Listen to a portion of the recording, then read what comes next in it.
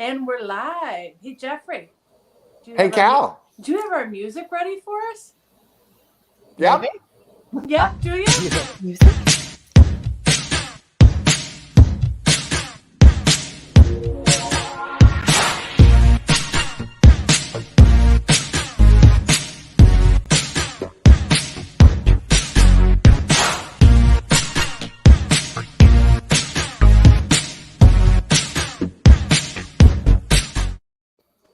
So this is going to be the week, folks. This is the week. So Jeffrey and I had a little chat about how we were going to mix things up a little bit, So welcome back to yet again another week 7 of how we ended up this way. And who do we have with us this evening? We have Miss Kristen. We have our new friend, Ms. Texas, which we will get to and explain in a second. Mr. Brian, Mr. Dana, and Mr. Jeffrey. So what has gone terribly wrong so far in the last hour is everything technical, right? So my laptop decided not to cooperate. I have 47 books stacked on top of each other trying to do the iPad thing. And this was the week that Jeffrey was going to hand over the reins to me for a little bit. It's so bad that we just scared our guest away. And the dog won't stop barking. So hopefully not for good, right? I think this Monday is a bit cursed. It could be. It is so far. It's really. Like everything I've tried to plan for today has gone completely out the door. You and me both. Right? Me too. It's been a long day. Long day. I'm thinking about shaving my head.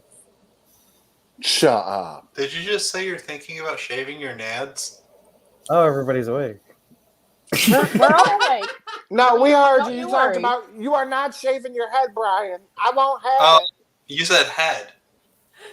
I don't know if that's what you said, though. Hi, Tara. Welcome back. But I want to thank you for proving my point right out of the gate about how this Monday evening has just gone all the way wrong, all the way around. We're glad to be here. What the guys don't realize is they're in a lot of trouble because all of the women are redheads. And on top. Uh-oh. Why? It's a lot of fire coming your way. Boys on the bottom. The law. Mm-hmm. I'm all right. Natural redhead At the bottom. at that. Me too. It's a bunch of fun. So, first of all, I'd like to thank Tara for joining us this evening. How much do you know, or how much did Jeffrey fill you in about what this show is all about? He just said we just get together live. We talk about how we got there, and then you're there is could be anywhere. So I'm all about a back and forth conversation about life in general because I live my life out loud. So I figured this would be a fun place for me to display it. So not a lot. Excellent. Well, so it's a bunch of friends who talk about how we ended up this way. And I am very new to TikTok, thanks to Jeffrey. So can you tell us a little bit about the TikTok platform and how you fit into that and what it means in your life? Absolutely. So my particular platform started out as just kind of a joke. So with a coworker who's, bless her heart, in her 20s, and she said, Tara, you're hilarious and you have so many stories, you should post them. So I kind of looked at some things and posted stuff about Texas because I love Texas. And then it was like, I can't really post stuff about my mom because she's insane. So what I do know is about bariatric weight loss surgery. Bariatric weight loss surgery, losing the weight, becoming an alcoholic, getting sober, re-losing the weight. And so I have this roller coaster of crazy, and it turns out to be so completely relatable to, there's 385,000 patients who have surgery every single year. And so our bariatric community are living our recovery out loud, if you will. And then I'm very brutally honest about all of those taboo things.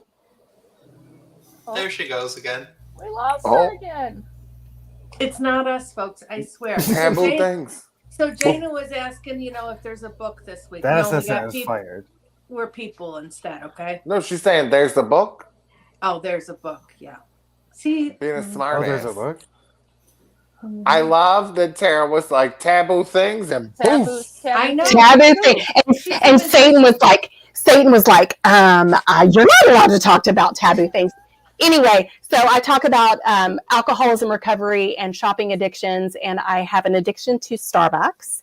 And so that's somewhat relatable. So I do coffee time with Tara every single morning. My cup at Starbucks is Miss Texas. And it just kind of went from there. And that's how I'm Miss Texas. So. Well, I have to. My first video that I saw of Tara was her in her car, and I loved. You had the red frame glasses, right? And you were perturbed over this psychiatrist. I don't remember. She's a psychiatrist or just a therapist? She's just worker. Bless her heart. Diminish her job or lack thereof, but she's a therapist, not a psychologist. Bless her, pea picking. And she was pro-fat, and she was against. She called it stomach amputation. Stomach amputation. Okay, so do we know anything about bariatrics? No, that was going to be my first question. If you could kind of walk us through some of what the surgery actually is and what the myths are and the misunderstandings, because I'm thinking you get a lot of those. I get a gamut of them. There it is. Shit. This is because I drank too much tequila. I know it. It's because she's in that 119-year-old house and the ghosts are getting her. It's ghost Wi-Fi. It might be Texas. Or it's Dr. Quinn Medicine Woman. Yeah. And her mom keeps turning off the Wi-Fi. This is how we ended up this way. This is how we ended up this way. It sure is. Is it the ghost? Is it the ghost house, or is your mom touching the Wi-Fi? Are you on your Wi-Fi or your cell phone or your phone data? My Wi-Fi, because that's all I have. Okay, let's try this again. There is bariatric gastric bypass surgery. That's what I had. So essentially, they take the very top 60 cc's of your stomach, right? So the size of a large egg, and they attach that to your lower intestine. So when foods come in, you feel very full very quickly, and then it hits your stomach acids in your lower intestines. Okay, so you can only eat very petite amount of foods. So you need to eat proteins, then healthy carbs like your vegetables, and then you can, etc. So then there's what is called VSG, or vertical sleeve gastronomy. And that's where they go in and literally cut out 85% of your stomach. So if you look at a stomach that's kind of shaped like a pregnant woman, they cut off the pregnant woman part. And so just make it a long sleeve. So your digestion is not in whatever, but you also can only eat very tiny amounts of food, right? Because most people have what I consider the disease of more. If there's more food, we want it. So there is a lot of stigma that you're going to lose your hair, you're going to be on vitamins the rest of your life, you're going to be malabsorption. And there are a lot of fat positive therapists and body positivity platforms out there, which I support. I don't care it anyway. But they are like, you should not have this surgery because it is a medically prescribed eating disorder, which is very offensive.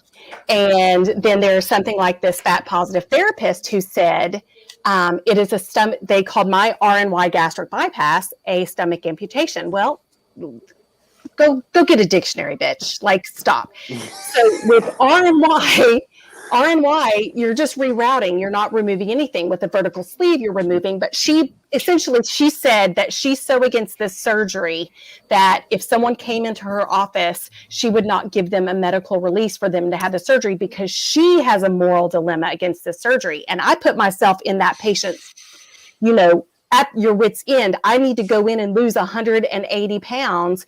And you're telling me because you don't believe in bariatric weight loss surgery, you're now not allowing me to have my surgery. And that just, as someone in recovery, that just really, because you're using your medical knowledge in the most inaccurate, misinformation, all the keywords that we're using now. And it just lit my little red head afire.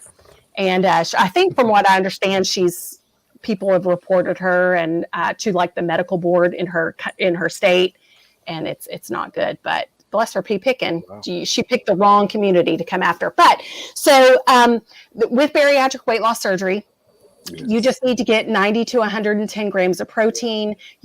You're needing about 100 ounces of water. You move about 10,000 steps a day. When you have the disease of more, and I know I'm talking a lot, we're obsessed with food, right? So we wake up thinking, what are we going to eat for breakfast? What are we going to eat for lunch? And then you have obsessive compulsive disorder where you sit there and you go, ooh, what am I going to get from the vending machine? Okay, I want Reese's peanut butter cups and I want Doritos today.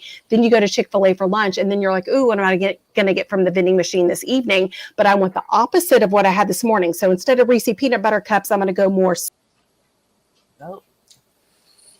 I have a problem eating lots of food. I'll talk about that right now while she's coming back. See, and I have found that since I have gotten a clearer, A healthier relationship with food? a healthier relation, a clearer mind as of late, with more control over my anxiety and my depression, that I don't crave food as much. Like I don't have those cravings as much. When you're in a healthy mindset, you're not trying to eat away your feelings. Yeah, I truly feel like I am having this relationship with food that it's like fueling my body. Like I'm making healthy foods, I'm making healthy dinners, because it's a way for me to, and it's for me, I know it's a control issue. It's something that I can control. So it's something that I can, clear my mind with. And it's helped me lose 30 pounds in the last, month and a half, which is good for me. And it's taken me from a very low place that I was last year, where you all know if Craig was not here, I would not necessarily be here anymore. But it's allowed me this relationship that I don't think in my 45 years I've ever had with food, that I have now. It's such a hard thing with food because it's not like alcohol. It's not like drugs. We have to have it.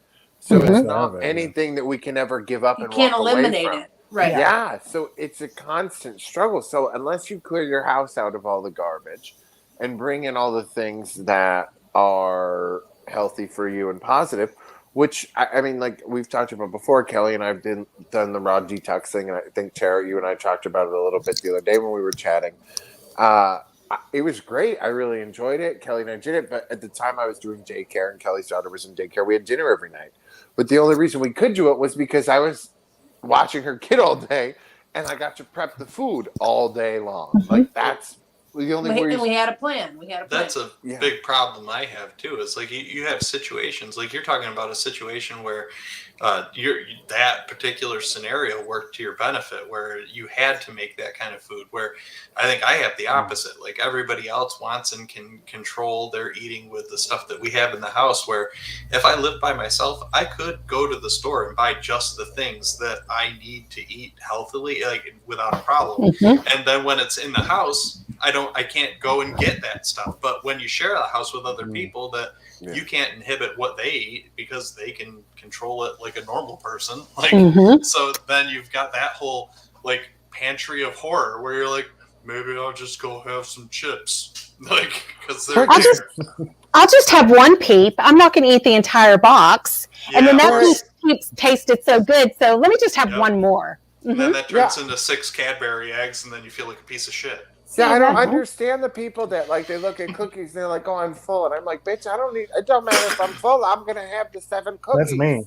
See, and that's the way I used to be. But now I have found that since and again, I think it's just for me, it's a control issue, and I am sure some therapist somewhere could tell me it's another form of ED. But like do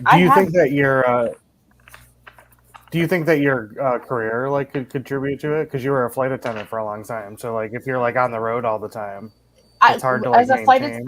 I was constantly standing and eating at the same time. We got food wherever we were running past, and it was like if we had an 8-hour overnight, and we were able to get some food. We were lucky if we got food, but like I have jingle jangle mix from Trader Joe's in my house right now. I'll like measure out a portion and that's like what I'll eat. If I want something chocolatey or, I want something that's not good for you, what have you. And I think it's like, for me, it's it's a process of balance. But I also understand this disease of more because I had it so incredibly bad last year. Like I had this, this silly game that we played on the phone, and I was buying coins. And Craig is like, "What are you doing spending this money?" And I'm like, "It's numbing my brain." Correct. The gambling one? Yeah, and it's just like a slot game. And where you're not winning anything, but you're not winning anything. Right. You're I was these doing coins. the same thing. I spent like $500. Wait, is it my Vegas? What's wrong with me? And it just and I said to Craig, I'm like, I cannot explain it to you except that it numbs my brain. Mm-hmm. Mm-hmm. And so I don't have to think about anything. I don't mean to interject, but this is fine. a lot of things that I had to deal with in therapy because my brain doesn't shut off, right? Mm-hmm. So I'm consistently counting the edges of things. I'm consistently thinking about my next meal. I'm thinking about work. I'm thinking about what I can control, going back to your situation. And so when I would obsessively eat, I didn't have to think about all the other shit in my life. I didn't have to worry about the husband who played too much video games. I didn't have to worry about the adoption of my daughters and who had, obsessive defiance disorder and ADHD and mistransfer, all of this stuff. And so if I could, and then when I realized I couldn't use food to calm those, what I call my God-shaped hole, then I found alcohol, and alcohol soothed that. I then had no more social barriers, right? I could be the best me. And then going to what you're saying is then my brain calmed down. And at night, if I drank so much alcohol, I could finally go to sleep because my brain finally chilled because we're consistently going and doing and thinking and being and controlling. We're control freaks at the end of the day. Then you you get like a night of trash sleep where you woke up where you like feel like you were in the dryer all night, and then you just feel like garbage until you get more booze. So unfortunately, I never had any derogatory with my alcoholism, and with my alcoholism, I was drinking at the end of my drinking days. I had a timer set for every 15 minutes to drink a triple shot of vodka. I was drinking a handle and a half of vodka a day. And because I never let myself get to the point to feel like trash because I stayed drunk. It was awful. Don't do that. That was a horrible decision. Don't do that. I need to find out more about staying drunk. When did that? He's taking notes. He's like, When did that creep in, Tara? Was that a situation before the surgery, or did it happen after? Did it take the place of, or was it concurrent? Great question. So I was raised in a very conservative Christian household, so booze was not ever available. It was just something we weren't ever around. My father left in 1984. I knew that my father had a drinking problem, but I only saw him one time a year, so it wasn't a thing in my life. And so I drank when I was 18, and I went to Galveston, Texas, and I had 16 wine coolers to black out drunk. And that freaked me out. So I didn't drink again until I was 21. And at that point, my friend came home from college. She said she had 11 shots of tequila. And I'm like, I can do 12. Well, I ended up doing 13 to black out drunk. Then I didn't drink again because that scared me. And so when I was 25, I had a wreck. I went out with friends. My bar bill was $180. I peed in the front yard like a dog. I made out with a chick. Spoiler alert, I'm not a lesbian. And it was like, what in the crap am I doing? So I was petrified to drink again because this time I didn't blackout drink. So I had my surgery in November of 2008 and I lost 80 pounds and I became beautiful. And I was newly married and I was conversating with friends and we went to a bowling alley and this guy bought this girl a Jaeger bomb and she goes, "Ew, I don't want to drink that." And I said, my father had just passed away literally a month earlier in a drunk driving accident. And I was like, party foul. I'm going to drink that in remembrance of my father. And I took that shot. And that one shot, because of my bariatric surgery and my malabsorption, that one shot made me as drunk as the 16 wine coolers when I was 18. And from that moment on, that what I call that green light, I was chasing that euphoric feeling. And I had never even walked into an alcohol store in my life at this point. I'm 32 years old. And I bought Jaeger the next day. By the end of the week, I was going in every single day. Within 2 weeks, I was drinking. I would go home at lunch and drink Jaeger. Then my coworkers told me at the end of 2 months, we can smell. Oh, they could smell the They Jaeger could on smell her it breath. on her. Yeah. Right. Yeah. Yeah. Yeah. And Jaeger's a hard one, man. You got to be tough to do Jaeger. That's My right. just coworkers gotta already eat- told me I smell You like just pot. got to eat licorice at work, and then they're like, "Oh, it's licorice." That and But Zambuca. it's black licorice. Yeah, That's it's horrible. oh my No, god! I black didn't even licorice is know. the best. No, it's So- the poison. No, Yeah. black licorice is yummy. It was cleansing, and it made my so because I've had that malabsorption, that warm feeling in my belly felt really good. And then if I'm drinking all that, I don't need to eat, right? And so it became it became a habit, and then it was so much vodka, and then my husband and I adopted children, and there were behavior issues, and all of what I wrapped up into what society tells me to be a wife, to be a mother, was literally crumbling in my hands, and I did not know how to handle it.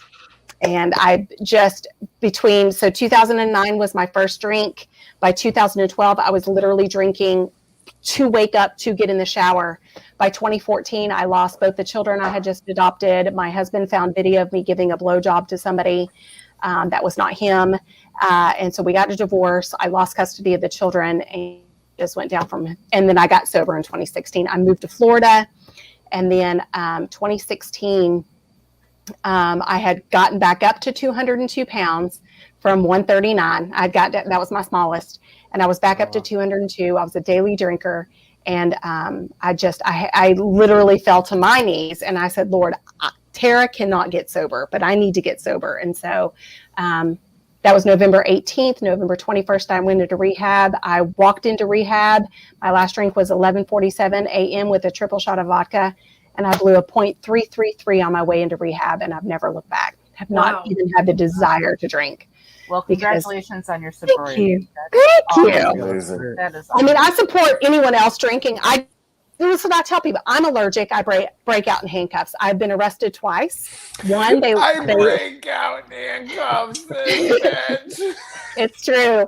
It's true. So the first time I got arrested for drunk driving was in Wichita, Kansas. My daughter was caught having sex in the gym with a boy, and I had already run over a curb in my Chevrolet Volt, and so it was in the shop, and so I was driving a fancy Audi SUV, and when they called me at 9:30 in the morning, I was already drunk, and so I left to go pick her up from school. At some point, I hit a fire hydrant, drove an additional 3 miles. The fire hydrant broke the fuel line underneath the rental vehicle, and my car actually rolled to a stop. I took out the keys, and I went and I laid down in a field, and I remember looking up at the lights, and I said, either God's going to get me or the police, and I woke up to the police.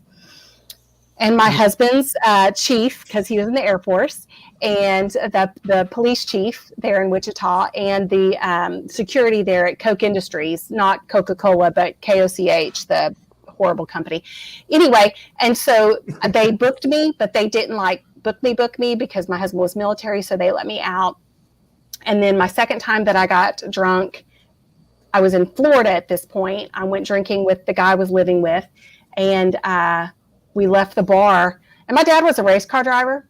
And so I pulled out in the right-hand lane, and this fucker was going slow. And I had an 8-cylinder Mini Cooper, and I'm like, fuck him on A1A, shout out to, anyway. So I passed him on the left, sped forward, cut in front of him. Well, it was a cop. So he pulled me over. And I passed. Oh shit! I passed. My dad was also a race car driver. Taught me how to drive. He did, and I'm like, look, and so I got pulled over, and I was wearing a Texas Longhorn baseball cap, Texas Longhorn t-shirt, boots, and jeans, and this is important later. And so we're sitting there, and I have the top is up on my convertible, and they're giving me I'm speaking coherently. I'm not slurring my words. He puts a light in my eyes, whatever. I'm passing everything. But then he tells me that he wants me to walk this line. And I went to go take off my baseball cap, and I went to go toss it on the top of my car, and it didn't make it. And I'm like, arrest me. And he goes, I'm sorry, what? And I said, if I can't make a 3-foot baseball cap on top of that car, I'm too drunk to drive. And he goes, okay, well, can I go ahead and give you a breathalyzer? Well, I'm a good girl from East Texas, darling. I ain't never been in trouble my whole life. My mother would be just ashamed. So, of course, you would give me a breathalyzer, not tell a man no. And so I blew a .333. So they actually made me sit in the car for 2 hours, drove me around for an hour, put me in the drunk tank for 2 additional hours just to get me below where they didn't have to take me to ER because I was like I should have been dead. And I was in there for 39 hours. And when I went and met with the judge the next morning, they were going to release me on my own recognizance. First of all, I'm a little girl from East Texas. I don't know what that kind of word means. That's like a big word. That's in the dictionary. And so I'm like, well, own recognizance, yes, but you have to have a monitor on your ankle, right? Sounds important. Am I fixing to cat out again? Anyway, so it was not like a house arrest monitor. It was an actual alcohol monitor that tests your blood alcohol because it's touching your skin. And you have to go in and have it uploaded 3 times a week with the county. But literally for me to leave that jail, I had to have that put on. But it was a holiday weekend. And they wouldn't let me. So I had to leave the jail when they finally came to put it on. I couldn't pull down my boot jeans. I couldn't pull up my boots. So I'm walking around barefoot outside the jail. It was atrocious. They impounded my car. I had just gotten a job. It was horrible. But I survived, man. I was like, I'm not going back to my family. In fact, my family did not know for nearly 3 years that I even had a DUI.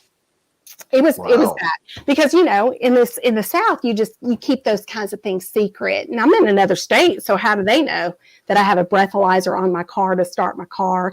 Then the breathalyzer that was put on my Mini Cooper messed up the computer in my Mini Cooper. And that was a $3,500 fix. I mean, it was the most expensive, stupid night of my life. But I continued to drink because I was arrested in March, right? I didn't stop drinking until November. I was a good alcoholic, man. I waited because you would call a telephone number at night to see if you had to go do a drug test because you're on probation, right? Because you're awful. And if I would get called in, I would buy liquor on my way, do the drug test, and just in case they did a breathalyzer, and then I would leave and drink. And then I knew it would be 2 or 3 more days before I was going to be called up again. Man, it was messed up. Wow. But yeah, sorry, that was a lot. But yes, so I traded my food addiction for alcohol addiction, and it was only enhanced due to my my malabsorption or the absorption of alcohol into your system and through your liver. To answer your question. So did they accept? Have your doctors ever checked to see what kind of damage that may have done? So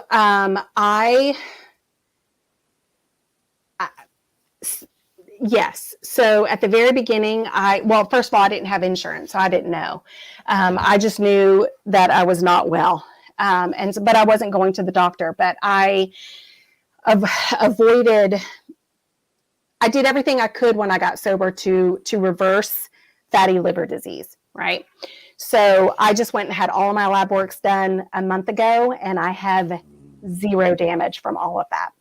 And in fact, all my lab work, even with bariatric weight loss surgery, there is a chance that you do have what's called malabsorption or long-term, where you don't absorb nutrients. Your cholesterol is going to be screwed up.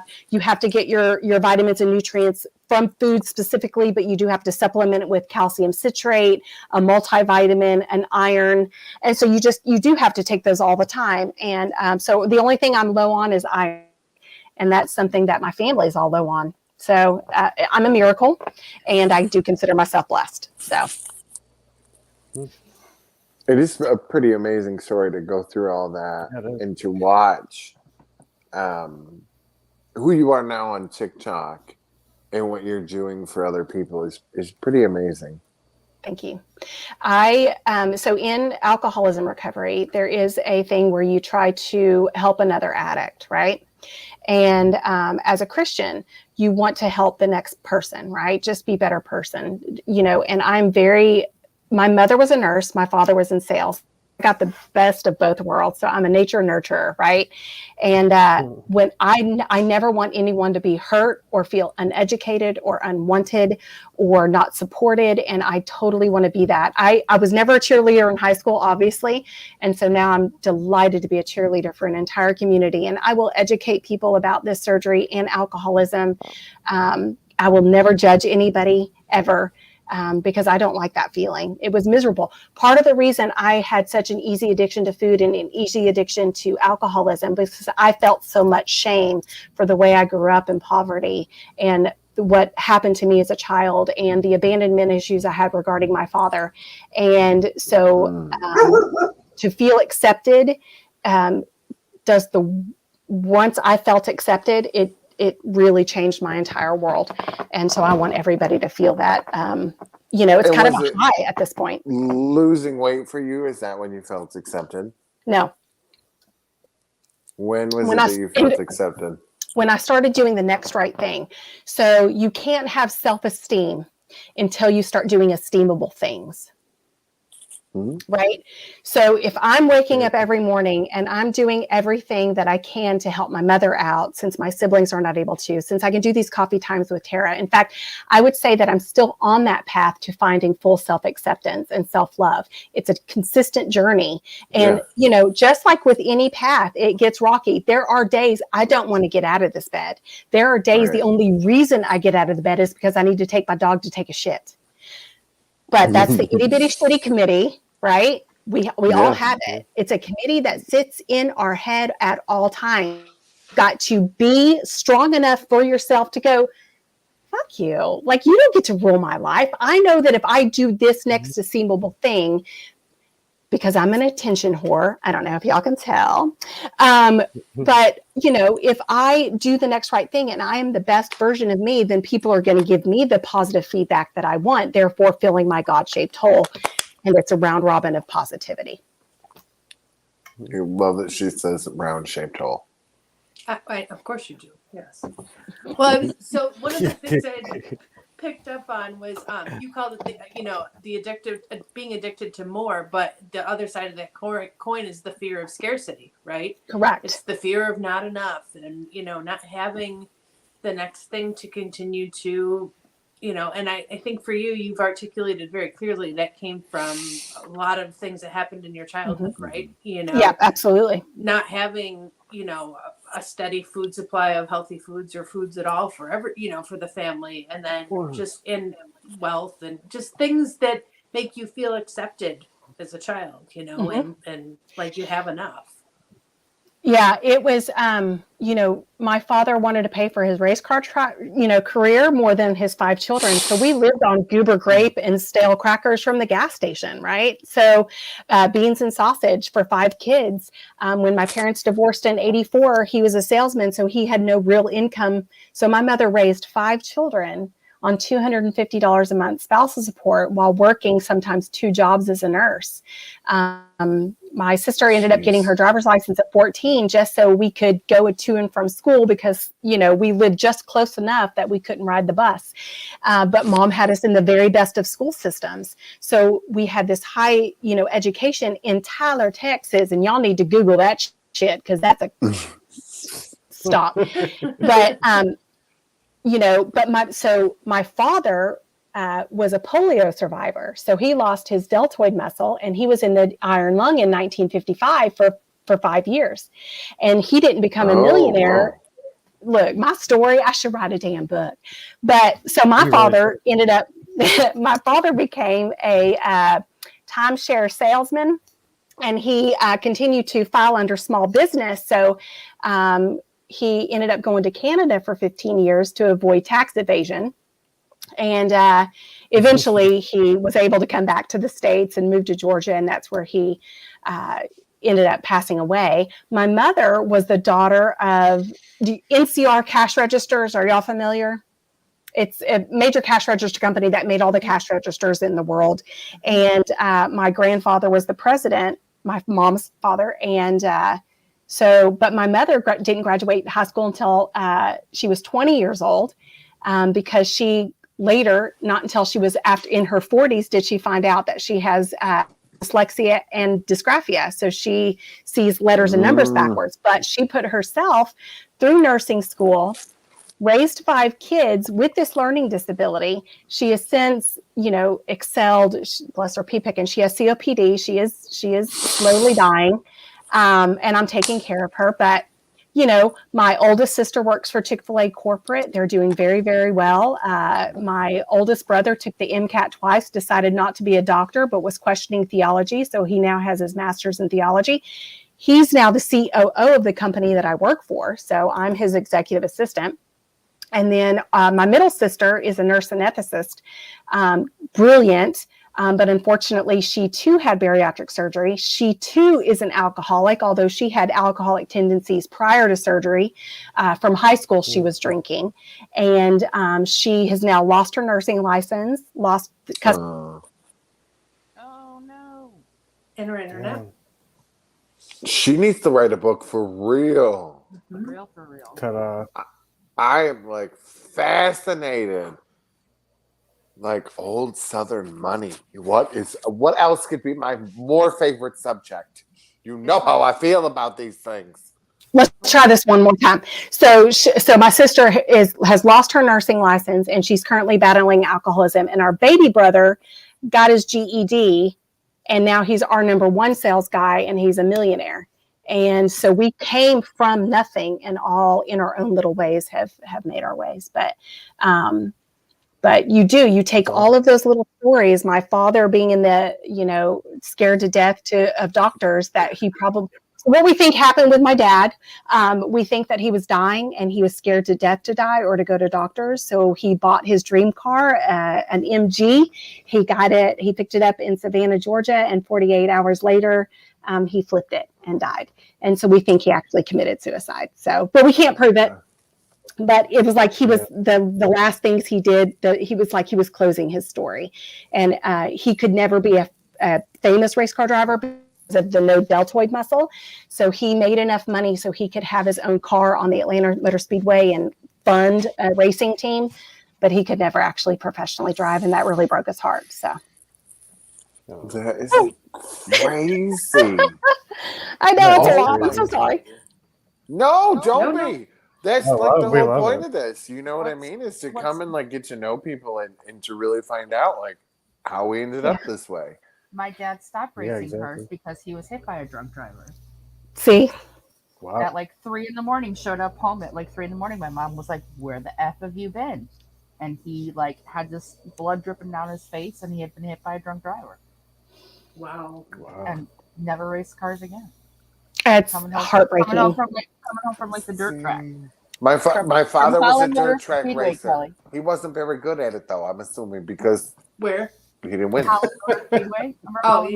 Yeah. From when we were kids. Yeah. Vito. There's still, to this day, I could smell burning rubber, or I can walk into a car garage, and that euphoric smell of my dad working on a car is just, it's pungent, and it brings you back. And I've been given the gift of being able to block out the bad for the most part, or go, oh, I understand. Now I understand why my mother doesn't show affection or love. Well, it was because of X, Y, and Z. And I always play the tape. I rewind the tape as how is she the way she is, and what have I adopted, and how can I change the world? And it is a every single day therapy session that's going on in here. So I feel that. So... You're a much more compassionate person than I am, because I had to like cut the cord and like get rid of her, because otherwise, like if I were you, I'd be over there with the pillow, just like, how's this feel right there? Well, my siblings thankfully respect what I do, and that I can be. And I look at it like this. This is Lord's. I used to beg to be a mother. I used to beg to be a wife, but God knew that I needed to be single with no children to take care of my mother at this time in her life.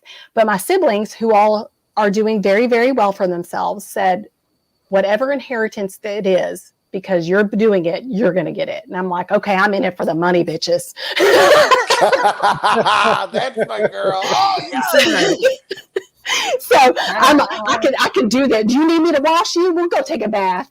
But no, I'm happy to do it. I really have no complaints. And again, I at one point I did want to be a nurse, and I'm happy, and I do not put up with the bullshit, but I'm delighted to go to the grocery store every single day. But my siblings couldn't do that. They're not at a place in their lives. They have their own kids and grandkids, and they live in Georgia. And it's easy, and I get paid to work for my brothers. Like how great is that? 5 years ago, when I was a drunken stupor, there is no way they would have put my name on that table to say Tara is good enough to work in a multi-million-dollar company. Right. There's 83 employees, but we have clients like Amazon, Yahoo, Facebook, etc. And they're like, we're putting her name on the line, and we want her to exceed. And then, did I get a raise this year? No, but my baby brother is fixing to pay for me a $12,000 tummy tuck, bitches. I'm like, that is some fringe benefits that you don't get at Amazon. That's right, honey. That's right. Who doesn't love a little tummy tuck? That was actually one of the posts I wanted to comment on. That I forget, but the other woman that you did like the side-by-side thing with, where she was talking about insurance really should cover that part of the surgery, the aftercare, because it's unconscionable that it's not covered. Honestly, it is. So I have, as much as I love the medical system, I hate insurance.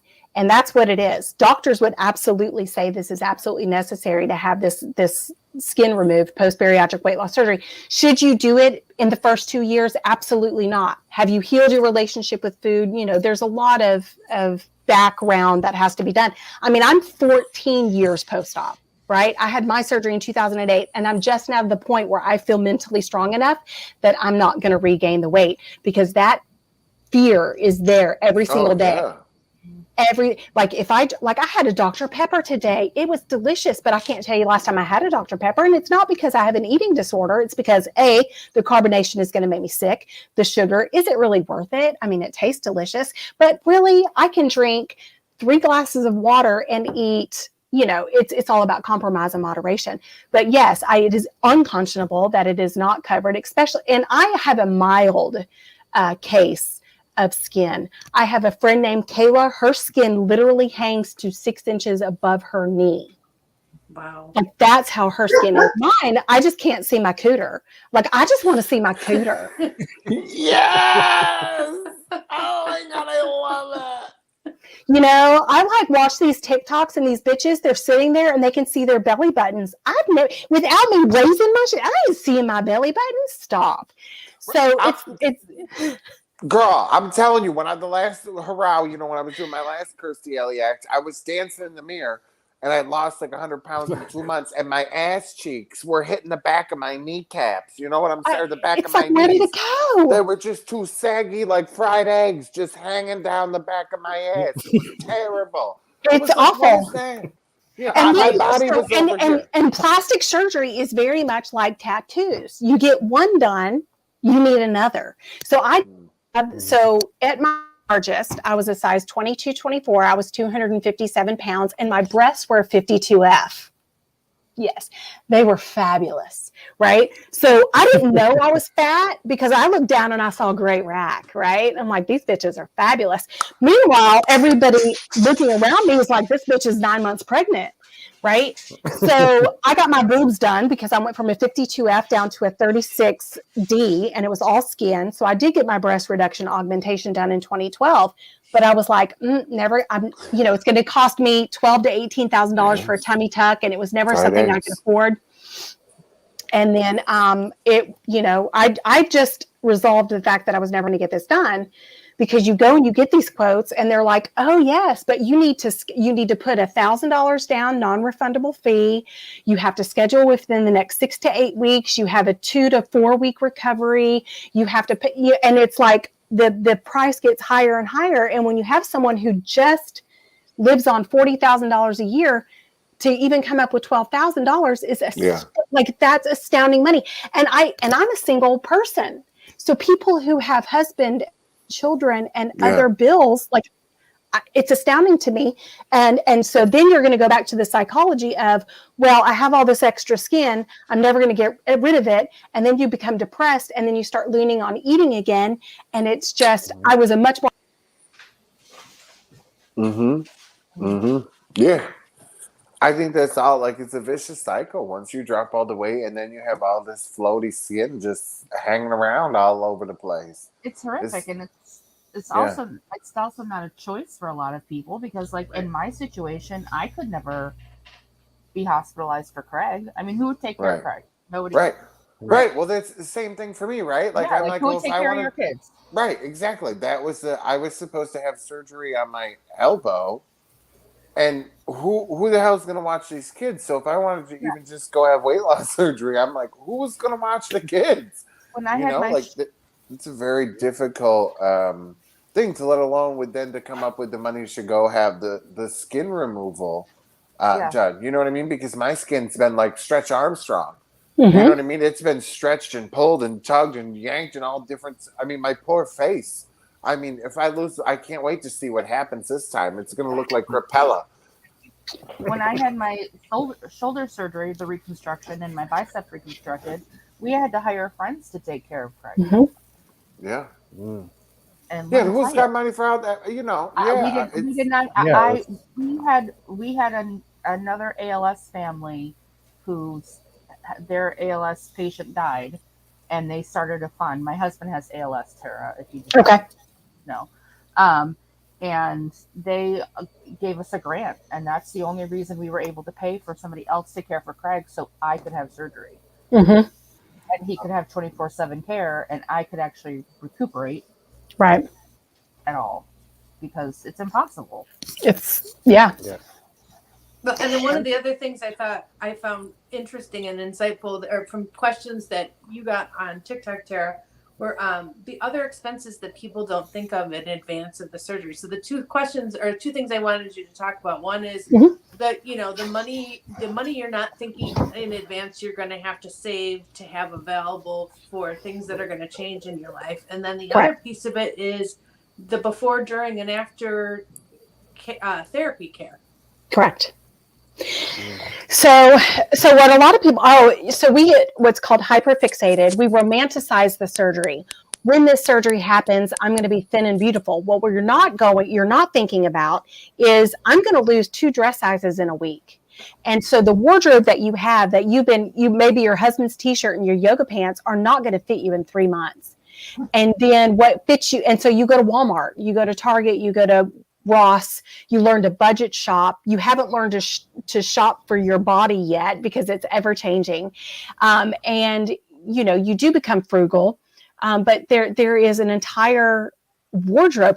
I lost a shoe size and a half in 8 months. Wow. Because everybody thinks I'm talking shit when I say, I lost a ton of weight, when I lost like 150 pounds, I went down a size and a half, and everybody thought I was nuts because I went down to a size 10 from a 12. You have to buy all new underwear. Your socks are stretched out. You don't realize those things, and that's not something they talk about in pre-op, right? They're like, oh, you're going to, So yes, you're going to have to lose all of that weight. And I'm sorry, what was the second expense paid? And then the before, during, after therapy. Yes. So if your insurance covers your weight loss surgery, they require you have 1 psych eval to make sure that you're not crazy. And then you have to have 2 food therapy sessions. Am I going out again? It's Jeffrey. Okay. So you're going to go so why do you think you have a food? And it's literally insurance only requires it twice. That's it. And there are some insurance companies now that don't even that, and they tell you need to heal your relationship with food, but they don't, because they themselves have never suffered with the addiction of more, like Kristen, you were talking about, we become obsessed with food, that when that is taken away from you, you have to mourn like you do a relationship. You no longer can rely on food. It's a bad breakup is what it is. And so here you are, and if you don't follow through with therapy and pay for it out of pocket, then you're not doing therapy. And then here's the other thing. There's an entire mental mind fuck. And I apologize for that, using that language, but that's what it is. Because then you're like, oh, well, I've had the surgery and I'm fine. And then you stop putting yourself forward and you're no longer going to those therapy sessions because you've got this figured out. You know that you're eating 60 grams of protein. And then your obsession may be the gym, your obsession. And then you put your kids back, and then your husband is feeling neglected because now you're this thin, beautiful person, right? Per society. And then you're like, he thinks, oh, well, now she's thin and beautiful, she's not going to love me anymore. There's that threat of she's going to cheat. 80% of weight loss patients who are married divorce within the first 5 years. Mm-hmm. That's not thought about. So if you're not seeking couples therapy, marriage therapy, individual therapy, healing relationship with food, why do you obsess about food? That's how I found out I had the disease of more. And you're not following up with that therapy, then it can obsess. And then it's okay to put yourself back on the back burner.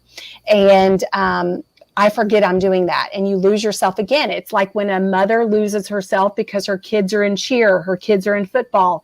She loses herself and her identity. You lose that with bariatric weight loss surgery. It's a bad relationship as well. It can be without the help of a therapist.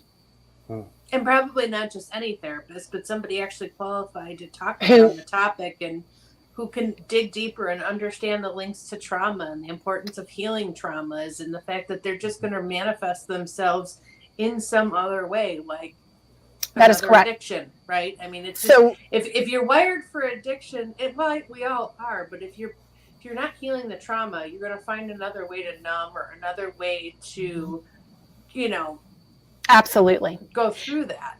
And if you're not given the tools to play the tape forward, right? We have this innate ability to forget the bad things because we obsess about, oh, well, it's okay. Or if I'm going to Chick-fil-A today, I'm going to order the egg grilled nugget and the kale salad. But tomorrow it was like, well, I had the kale salad yesterday, so I'm only going to have like 3 or 4 of my son's French fries. Well, you need to be able to play that off of somebody and go, well, why did I choose the French fries when I knew it was the worst option for me? I like the kale salad. Why didn't I choose that kale salad? And, it's exhausting, but it can also ease an addiction itself. I feel like I have an addiction to my weight loss surgery and education to others, which to me is not a bad thing because people are learning, because this is such a taboo subject or not talked about, or people feel shame. I've had people who had surgery 19, 20 years ago will come into my DMs and be like, I've never told anybody I had weight loss surgery. I told them I did it with diet and exercise. I'm like, what a shitty life. Yeah. You have to live in shame for something that bettered your life 19 years ago. That's gotta suck, dude. But. And I think psychology and our own is such a huge part of what we're all going through, and it's and for so many, it's taboo. Men find it very difficult and struggle with going to seek therapy because they need to be masculine and they need to be tough. I'll actually argue that I always had trouble getting myself to go to therapy because it wasn't a question of being masculine or being tough, but that persona is always just so pervasive among men that you don't learn how to talk about your feelings. Like, you don't learn how to really even understand like how you feel. All you know is like, wow, I'm feeling anxious right now. I don't know what that's about. And then you just push it to the side because nobody else, you don't see anybody modeling like a healthy conversation about it. Like you just don't know how to do it. It just sits there. Well, and I think also women I agree with that. subconsciously model that as well. They want the loving, supporting, compassionate husband, but at the same time, sometimes we project that we don't want to see what's perceived by others as weakness. And it's not weakness. It's the exact opposite. But we get stuck in these entrenched old paradigms and these old models of behavior that just don't fit who we are. And they don't serve us. And then it leads to those, a loop of those issues of, trauma and addiction. And it just the spiral continues from there, you know. And I think we do have a mental health crisis in this country for sure, you know. And I love the fact that you've said over and over, you're not judging anyone else's story, but you found a way to take your experience, your journey, and continue to support and educate others on their path. And I think that's really the most any of us could do, you know. Those of us that want to help others, right, is to share your experience so that hopefully in some way you can just one person make a connection. Yep.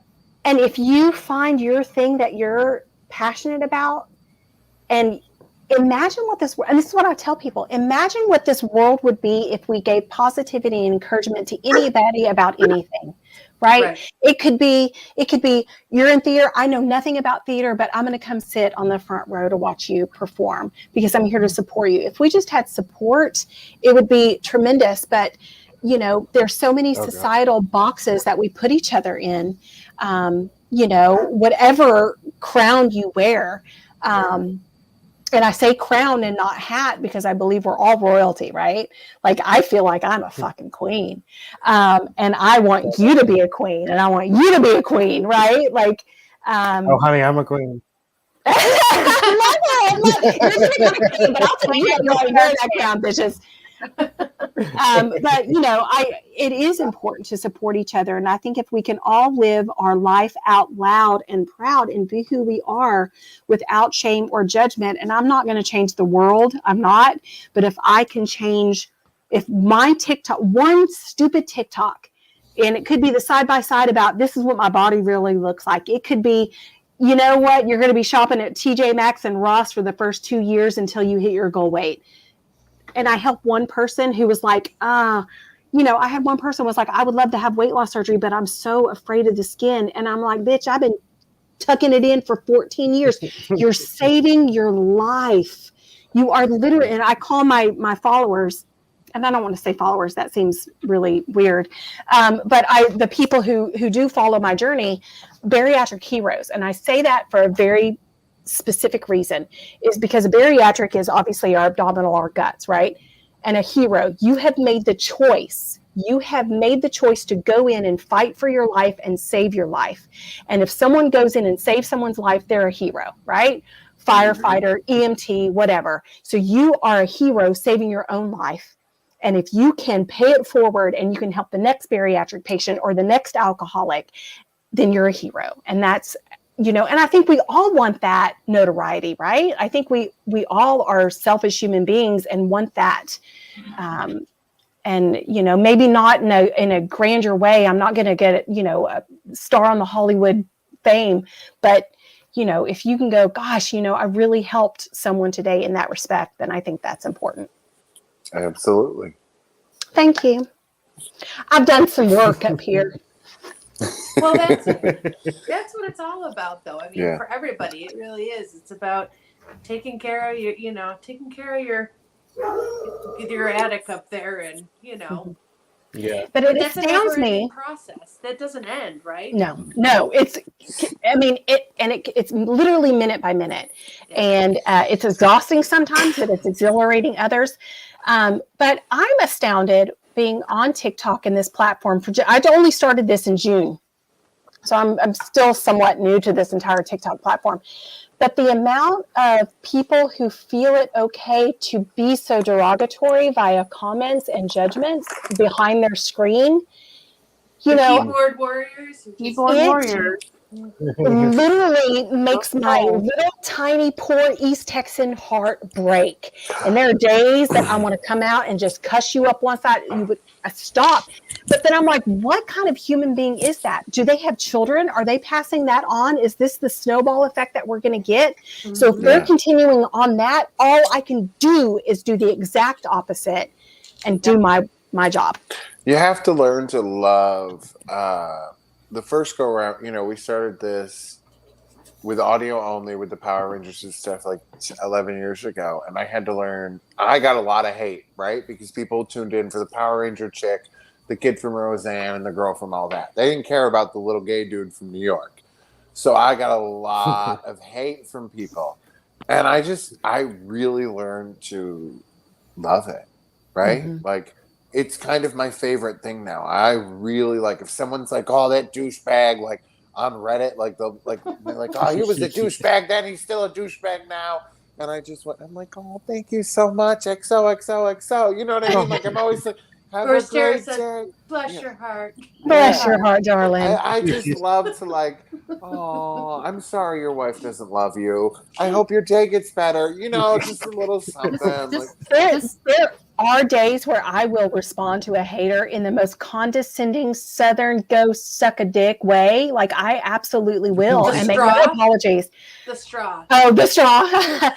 But that's one of them. There was So another one sweet. well, the one that got me all my followers again was I had made a post about my mother and how she is and washes her baggies and has 30 bottles of 2-liter Sprite, and she's insane. God love her. I love her.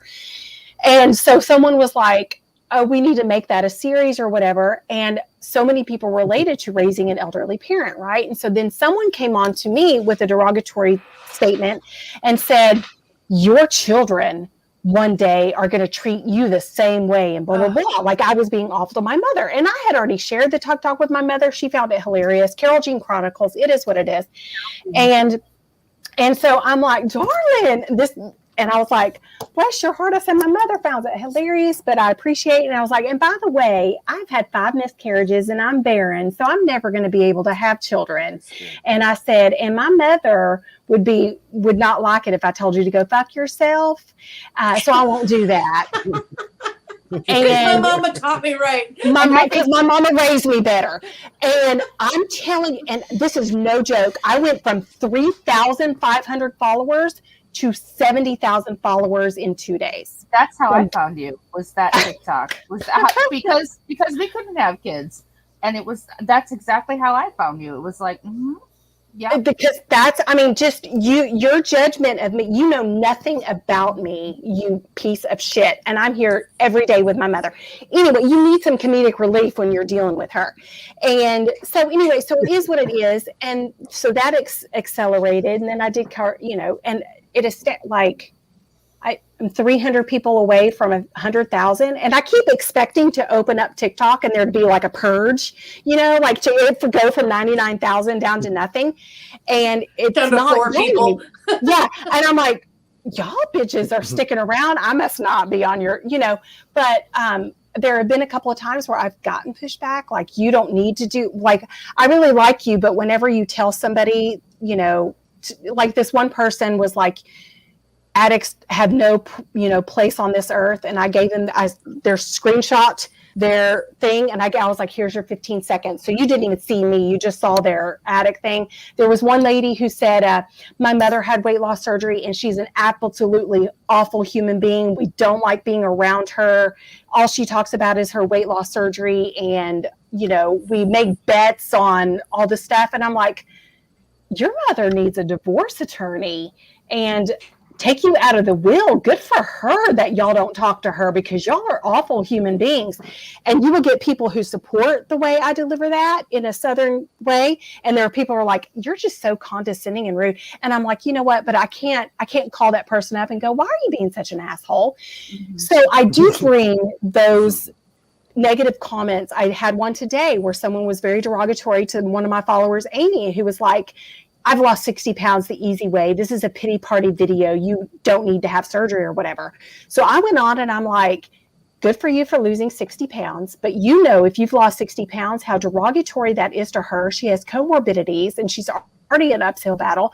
And so what happens is I make those comments, other people see it and then get educated with why we have bariatric surgery. I have 3 minutes to try to be a lawyer, a defense lawyer for bariatric surgery. What's the easy way to lose 60 pounds? She's doing cocaine the next level. I was going to say, because it's taken me since February to lose 30, and I bust my butt every single day. Every day. Doing it. I mean, because I don't have the ability to have a bariatric surgery. Yes. Because I cannot be away from Craig. So it's not an ability that I have. And people don't take that into consideration either. Life circumstances. They don't. Girl, you better bring them up with you. Oh, look at them delicious things. Yum. So was I mean, my there's shot. there's things in people's lives that they don't take. So yeah, I would love to know what the easy way of 60 pounds. Wouldn't that be great? And then people are like, well, if Cocaine you and could do X-Lax. it, cocaine and X-Lax, nice. Yeah. Don't do that. The Don't do hemorrhoids that. alone would be awful. Allegedly. Allegedly.